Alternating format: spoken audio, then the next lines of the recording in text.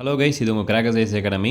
நம்மளோட ஸ்கூல் புக்கிலேருந்து பார்த்தீங்கன்னா 7ஆம் வகுப்பு பழைய புத்தகத்தில் அந்த இளமை பெயர்கள் வந்து பார்த்திங்கன்னா இருக்குது. ஸோ ஸ்கூல் புக்கிலேருந்து கேட்கறதுக்கான வாய்ப்பு கொஞ்சம் அதிகம்.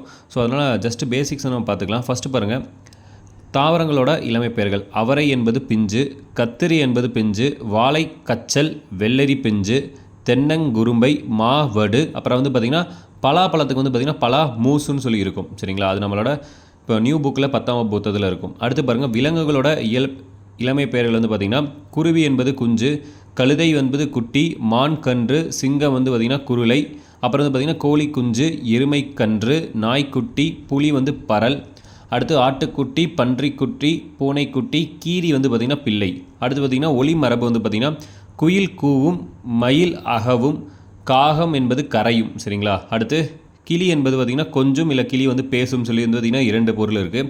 அடுத்து வந்து பார்த்திங்கன்னா கூகை என்பது குளரும், கூகை குளரும், ஆல்ரெடி இது கேட்டது.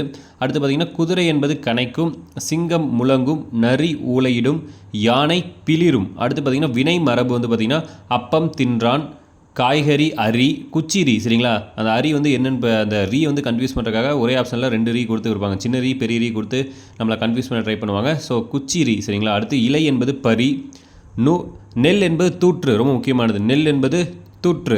அடுத்து வந்து பார்த்திங்கன்னா களைப்பறி, பழம் தின், நீர் பாய்ச்சு, பாட்டு பாடு, அப்புறம் மலர் பூ, இதெல்லாம் வந்து பார்த்திங்கன்னா கொய் அப்படின்னு சொல்லியிருக்கு. ஸோ இதே மாதிரி யூஸ்ஃபுல்லாக வீடியோ பார்க்கணும். மறக்காமல் சப்ஸ்கிரைப் பண்ணிடுங்க.